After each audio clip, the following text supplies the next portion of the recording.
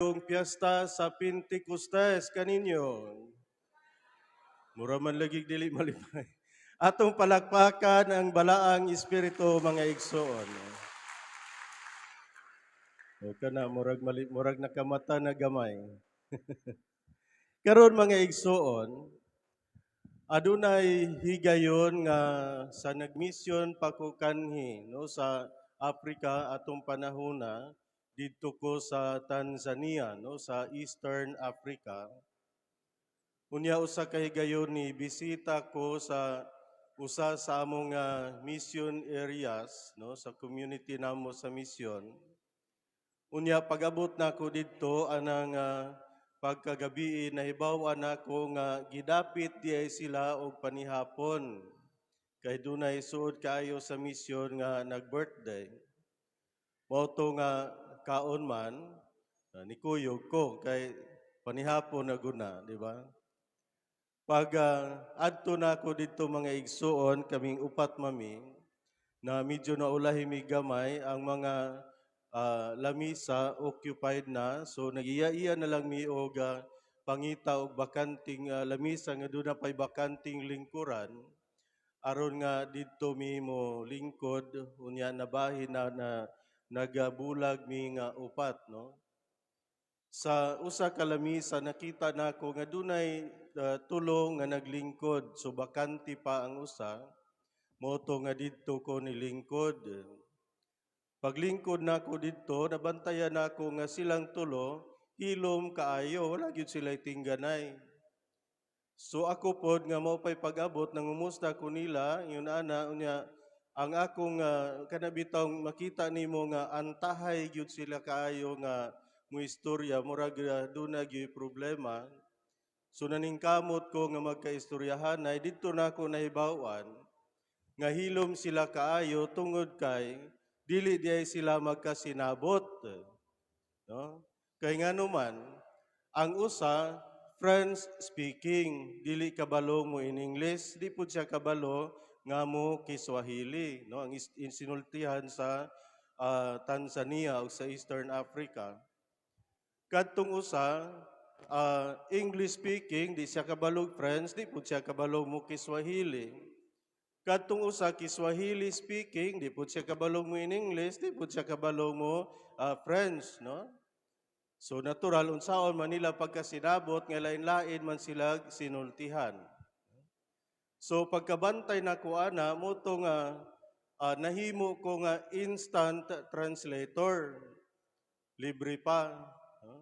Nganuman kay makabalo man ko mo French, kabalo ko mo Kiswahili, kabalo po ko mo English, mao to nga kumusulti tong French speaking, i-translate na ko English, i-translate na po na ko Kiswahili. Musulti tong Kiswahili speaking, i-translate na ko English, i-translate na po na ko French. Musulti tong French English speaking, i-translate na ko French, i-translate na po na ko Kiswahili. So resulta, nagkasinabot naming upat, no? Kunya dili nami mahilom. So mao na mga igsuon nga kana bitaw nga usahay wa ta kabalo sa sitwasyon. Pero kung abli ta sa Espiritu Santo, kung asa ta niya ibutang sa unsa nga sitwasyon, mapuslan biya ta sa Espiritu Santo. Naka-translate ko sa ilang mga sinultihan tungod kay maantigo man ko o nganong naantigo ko kay ako mang giiskwilahan. Sa unang pagbasa karon mga igsoon, nga gikutlo gikan sa mga buhat sa mga apostoles, Kapitulo 2, versikulo 1 ngadto sa 11, makita nato nga ang nahitabo sa mga tinun-an lahi sa akong nahimong kasinatian. Nganuman, sa akong gikaingon ang French, Kiswahili, English, ako man ang giiskwilahan, ang mga tinun-an didto sa diha nga niadto sila sa usa ka lugar, no? Adunay mga tawo nga nagtapok didto, no? Unya, wala sila makabalo sa ilang mga sinultihan, lain-lain o pinulungan ang maong mga tawo. Unya, kining mga tinun-an nga niabot didto, misulti sila sa pinulungan sa lain-laing mga tawo. Muna nga kining mga tawo nga didto nagkatigom, niingon sila, dili ba taga Galilea man kining mga tawhana? Nganong nakasulti man sila sa atong tagsa-tagsa ka pinulungan. No? Dini kanato adunay taga Parsia, Media, Ila, Mesopotamia, Panfilia, Ehipto, no, Ethiopia o guban pang mga lugar. No? So sa ato pa wala sila magkinahanglan og translator sama sa akong gihimo. Kung dili hinuon ang mga tawo nga taga Galilea, ang mga tinun-an, miabot niya itong lugara og misulti sa pinulungan sa mga tawo nga naa didto. Muna nga natingala sila unsa maning hitabua nga makasulti man sila sa atong mga pinulungan, unya wala man ni sila makahibalo sa atong mga pinulungan, wa man ni nila eskwelahe. Wa pud sila magpuyo dinhi. Miabot sila dinhi nya nisulti sila sa atong mga pinulungan. Muna natingala sila.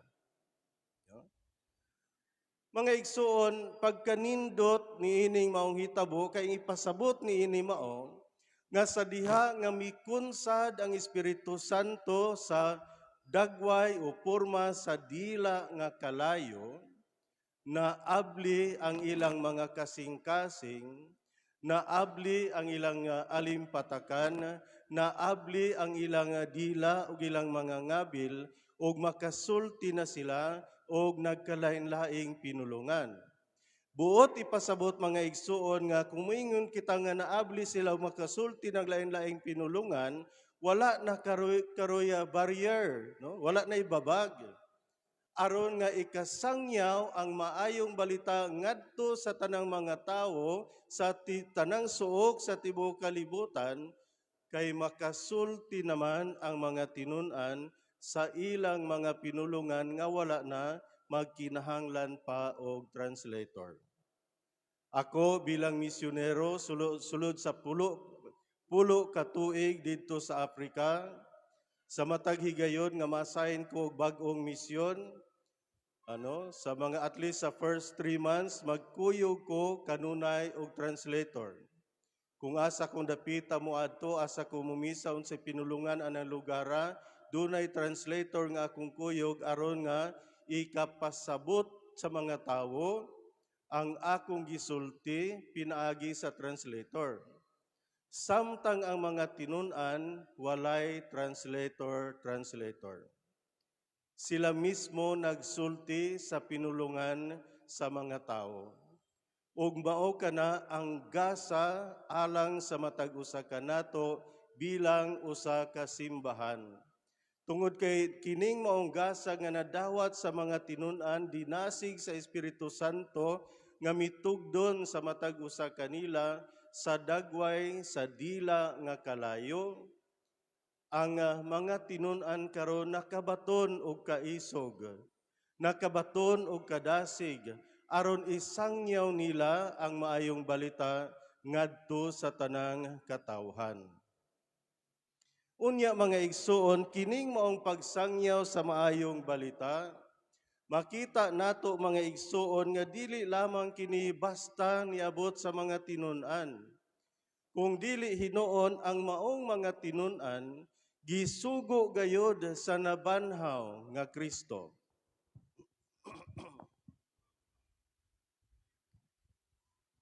Diha sa Ebanghelyo mga igsoon nga atong nadungog, gikutlo gikan sa Ebanghelyo sumala ni Juan, Kapitulo 20, versikulo 19 ngadto sa 23, makita nato nga ang mga tinun-an ni tago no diha sa usa ka lawak, unya ilang gisirad-an ang puwertahan, gitrangkahan ang pultahan, matud pa tungod kay nahadlok sila sa kadagkuan sa mga Hudiyo.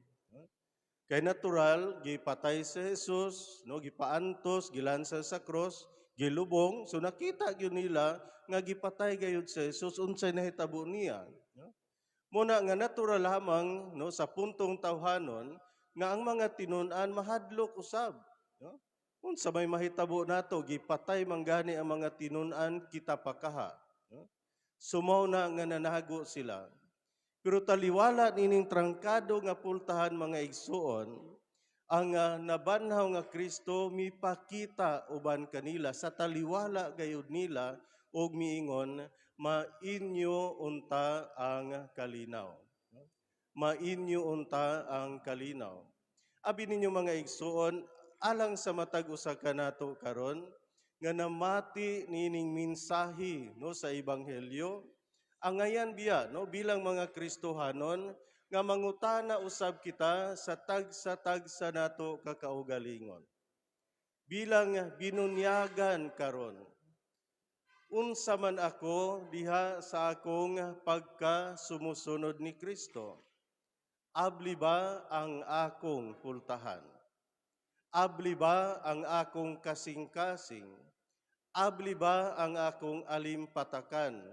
Abli ba ang akong kaugalingon alang sa Ginoo aron siya nga nabanhaw, nagpakamatay og nabanhaw alang kanako, mupuyo diha dinhi kanako og diha sa iyang pagpuyo dinhi sa akong kaugalingon, ako usa bilang sumusunod ni Kristo malig-on sa akong pagtuo.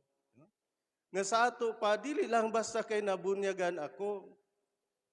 Dili lang basta kay nagsimba ako, dili lang basta kay nagdawat ako sa mga sakramento, kung dili hinuon, imatuod na ako diha sa akong kinabuhi, nga ania gayod ang Dios sa akong kinabuhi, sa akong kaugalingon, sa akong kasing-kasing, o kay niya man ang Dios, nagpasabot kini mga igsuon, nga dili ako angayan nga mabalaka, dili ako angayan nga mahadlok, dili ako angayan nga magduha-duha sa akong pagbuhat o pagtuman sa akong mga katungdanan diha sa akong pagka-Kristohanon. Abi ninyo mga igsuon, subo pamalandungan, nga daghan nato dili makabtuman sa atong mga buluhaton sa atong pagkasumusunod ni Kristo tungod kay nagpatigbabaw dinhi kanato ang kahadlok. Kinsa may atong gikahadlukan ang mga tawong dautan. Ang mga tawo nga nagbuhat og dautan, sila mo'y atong gikahadlukan. O nganong mahadlok man ta, kay wala man nato pasudla ang Dios diha sa atong kaugalingon, o nagpabilin man nga sirado ang atong mga kasing-kasing, trangkado ang atong mga pultahan, bisan pa kung unta sa tinud-anay midawat kita sa Ginoo diha sa tagsa nato kakinabuhi bilang mga sumusunod ni Kristo. Hangtod magpabilin kita mga igsuon diha sa kahadlok sa dautan, dili kita makatuman sa atong mga katungdanan sa atong pagka-Kristohanon. Kaya ang dautan, kung mahadlok ka, magpatuyang sila. Kung mahadlok ta sa dautan, wala na'y kabalak-an ang dautan. Kay ang mga matarong nagpakahilom naman, nanirado naman sa ilang pultahan, nanago naman sa ilang mga lawak, sa ilang pagkasumusunod ni Kristo, kay dili naman sila mubuhat sa ilang mga katungdanan, kay nagpatigbabaw og naghari man kanila ang kahadlok, nga ang dautan unya mubuhat ngadto kanila sa dautan nilang mga buhat. Pananglit ako karon, kung magpatigbabaw ang kahadlok dinhi kanako, unsaon man ako pagsangyaw sa kamatuoran. Kung magpatigbabaw ang kahadlok dinhi kanako, unsaon man ako pag-ingon kaninyo nga dautan ang pagpanawat og kwarta pananglit no panahon sa eleksyon. Unsao man ako pag-ingon kaninyo nga dautan ang pagpangurakot diha sa pagpangatungdanan sa gobyerno kung magpatibabaw nga akong kahadlok. Unsaon man ako pagsangyaw sa maayong balita aron unta ang tanan nga makadungog sa mensahe, maabli ang ilang kasing-kasing umudawat sa Ginoo diha sa ilang kinabuhi kung magpatigbabaw ang akong kahadlok. Bilang misyonero kanhi, unsao man ako pag-adto sa nagkalain-laing mga dapit sa kalibutan dito sa Afrika pananglit kung magpatigbabaw ang akong kahadlok. Unsao man ako pagtuman sa kabubuton sa Dios dinhi sa akong kinabuhi bilang alagad ni Kristo kung ang akong tawhanon nga kamatuoran mao lamang kanunay ang maghari diha sa akong kinabuhing Kristohanon. So kinahanglan di ay mga igsuon nga maabli kita alang sa Ginoo ug malig-on kita diha sa atong pagka sumusunod ni Kristo. Dili kini sayon. No? Apan dili usab mga igsuon nagpasabot nga kay lisod, dili na lang kita magsangyaw sa mensahe. Wala kini magpasabot nga kay lisod ang pagsangyaw sa pulong sa Dios, dili na lang kita manglakaw aron sa pagsangyaw sa maayong balita. Kay buluhaton kini sa matag binunyagan. Buluhaton kini natong tanan, tan-awa ra gud ang mensahe ni Hesus, no? Ang iyang gisulti ngadto sa iyang mga tinun-an human siya nagapakita kanila. Miingon sa Hesus, mainyo unta ang kalinaw. Ingon nga gipadala ako sa Amahan, ako usab nagpadala kaninyo. Di ba? Ako usab nagpadala kaninyo. Sa ato pa, ang gibuhat ni Jesus, dili alang siyang kaugalingon.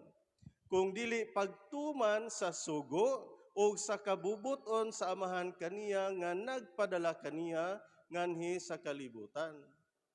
Og ingon nga siya gipadala sa Amahan, gisugo sa Amahan aron pagsangyaw sa maayong balita, kita usab karon nga mga sumusunod ni Kristo ang anak sa Dios, iya usab nga gisugo og gipadala aron ato usab nga isangyaw ang iyang mensahe ngadto sa tanang katawhan.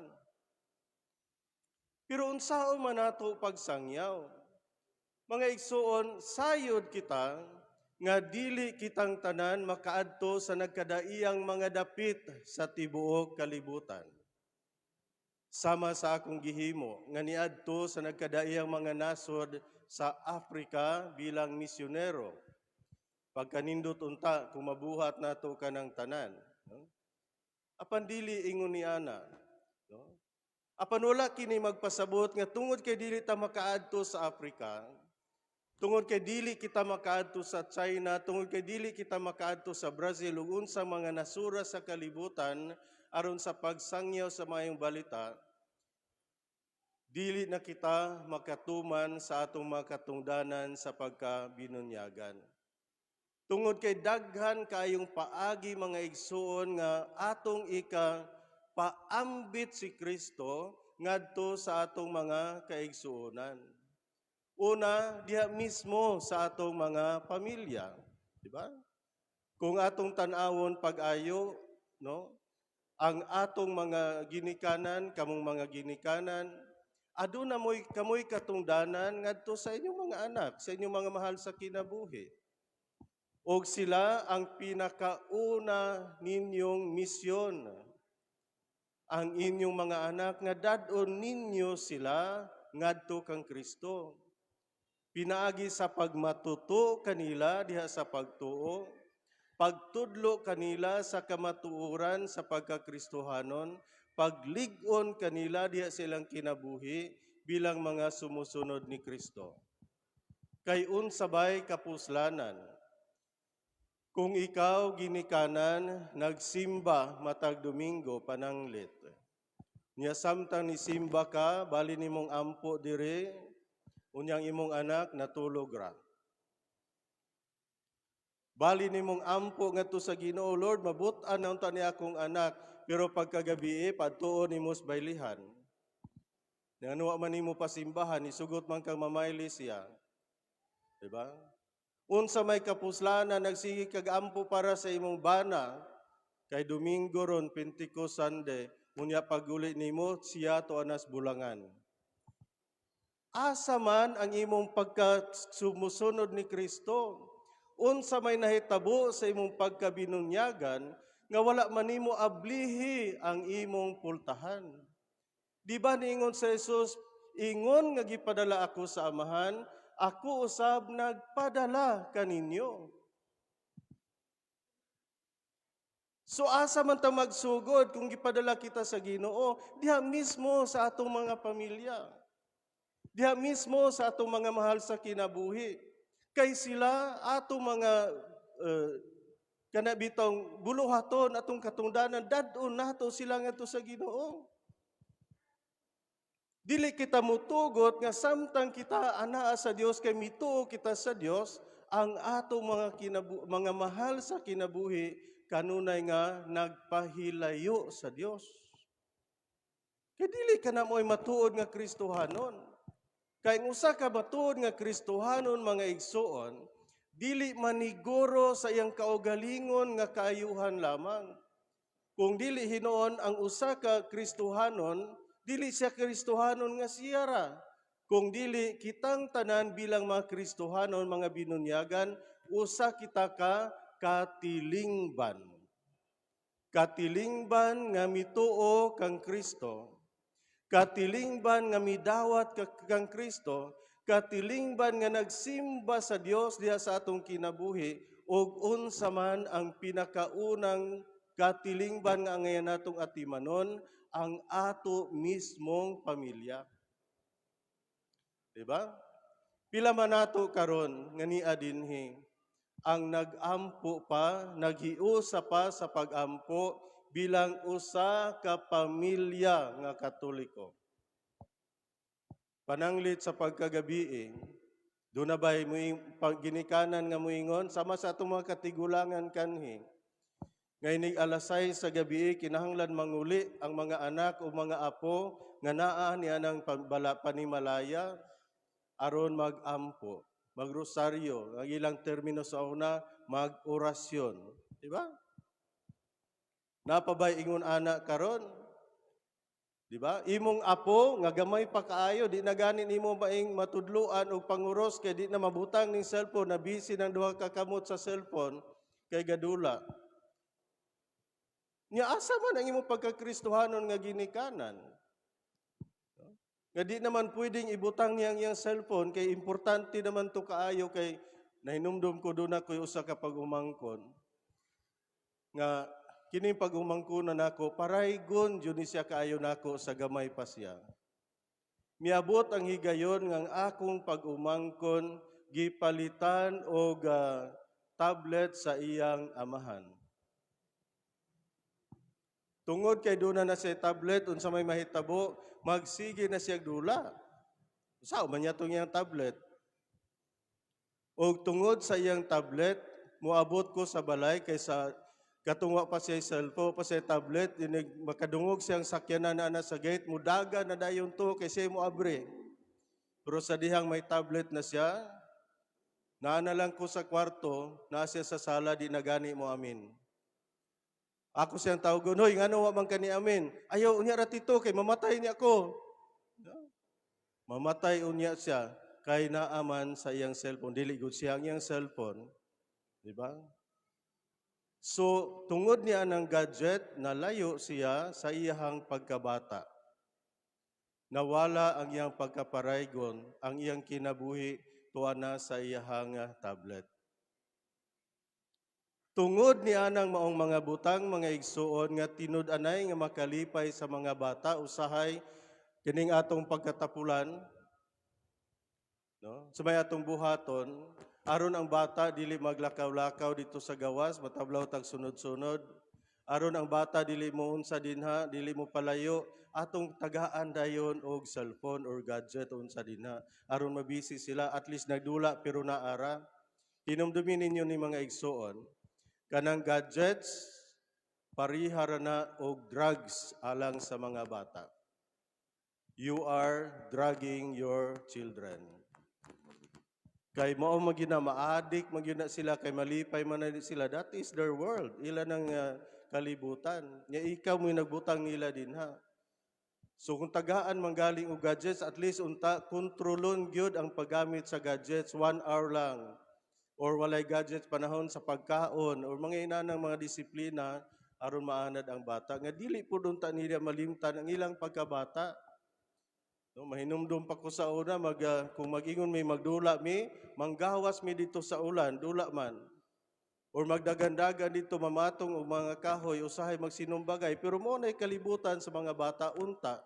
Karon unsa naman puros na cellphone. Dula naganisgutan puros na cellphone sa ato pa ato silang gilayo sa katilingban. Atong gibutang ang ilang gikonfine nato ang ilang kalibutan diha sa ilang gamay kaayong space no sa ilang uban sa ilang gadgets. Unya kung ingon niya ng ilang kinabuhi, unsaon man nato sila pagtudlo, unsaon nato sila paggiya, unsaon man nato sila pagdala ngadto sa Dios. Unya kung ang ato mga mahal sa kinabuhi dili nato madala ngadto sa Dios, unsaon naman ug unsa na may nahitabo sa giingon ni Kristo sa matag usa kanato, ingon nga gipadala ako sa Amahan, ako usab nagpadala kaninyo, nga mismong mga mahal nato sa kinabuhi, dili man gani nato madala ngadto sa Ginoo. So mga igsuon, kung tinud-anay nga midawat kita ni Kristo, kung tinud-anay ang atong pagtuo sa Dios, dili nato kalimtan ngang una natong katungdanan bilang mga binunyagan ang ato mismong mga mahal sa kinabuhi. Sa pagsangyaw nato ni Kristo ngadto kanila, sila magdako nga mituo ug midawat ni Kristo ug sila unya makasangyaw na usab ni Kristo ngadto sa ilang mga mahal sa kinabuhi, sa ilang mga kaila, sa ilang mga pamilya. Ug sa bisan asa nga ipadala sila nga Dios sila nga ipadala sa Dios diya sa ilang mga kauban sa trabaho, sa mga eskwelahan. Karong mga panahon na daghan kaayo sa atong mga batan-o nahisalaag na. Nagbuhat na og mga butang nga sa tinud-anay mga igsuon moingon ta unimaginable tingali sa atong panahon. Ordinaryo kayong gibuhat sa mga kabataan karon. Nganuman, ang mga ginikanan wala naman nagiya sa ilang mga kabataan. Pero unsaon man nimo pag-ingon sa imong bata, ayaw sigig cellphone din ha. Kung ikaw nga niingon ayaw sigig cellphone, nagbitbit po og cellphone. Kay mag-vlog naman po ta. Na vlogger naman tang tanan karon. Tungod anang mao mga tentasyon nga ganahan putang musikat para sa atong mga nisikat pag-ayo tungod sa pag-vlog nila, nalimot na ta nga ang ato diyang kinabuhi sa Dios. Ang ato diyang kinabuhi alang sa Dios. Ang ato diyang kinabuhi nga angayan nga sa kanunay makapahimuot sa Dios. Tinuod nga adunay masuko usahay kumusulti tas kamatuoran. Di ba na ikalimod? Pero ngano mabala ka umahadlok man ta si Jesus bitaw unsa may hinungdan nga gilansang sila si Jesus sa cross. Dili ang iyang pag-uyon-uyon sa mga daotan, kung dili ang iyang pagtultol kanila ngadto sa kamatuoran, ang iyang pag-ingon kanila sayop ang inyong gibuhat. Munay matuod nga Kristohanon. Munay matuod nga midawat ni Kristo, dili mahadlok nga moingon sa daotan ang imong pagkadaotan dili makapahimuot sa Dios. Dili kay Kristohanon tungod kay nabunyagan. Dili kay Kristohanon tungod kay nidawat og mga sakramento, dili kay Kristohanon tungod kay nisimba, kung dili Kristohanon tungod kay si Kristo anaa sa iyang kinabuhi. So dili siya mutugot nga ang daotan maghari sa katilingban. Dili siya mutugot nga ang daotan maghari diya sa iyang pamilya, kung dili ang Dios lamang. Ug mahitabo lamang kining maong kamatuoran mga igsuon, kung ang maong kamatuoran sa presensya ni Kristo nagsugod diya mismo sa tagsa-tagsa kanato nga midawat niya sa tagsa-tagsa nato kakaugalingon. Mga igsuon, adlaw karon sa Pentecostes, ang pagkunsad sa Espiritu Santo sa tagsa-tagsa sa iyang mga tinun-an. Hinaot nga tugutan usab nato ang samang espiritu nga mutkunsad sa matag usa kanato. Aron nga kita niining maong katawhan, niining maong katilingban nga midawat sa Dios, makasangya usab ni Kristo ngadto sa tanan. Kay kabubuton sa Dios nga kita nga nabunyagan mahimo nga mga magsasangyaw sa maayong balita. Miingon si Jesus sa iyang mga tinun-an ug nag-ingon siya sa matag usa kanato karon. Ingon nga gipadala ako sa Amahan, ako usab nagpadala kaninyo.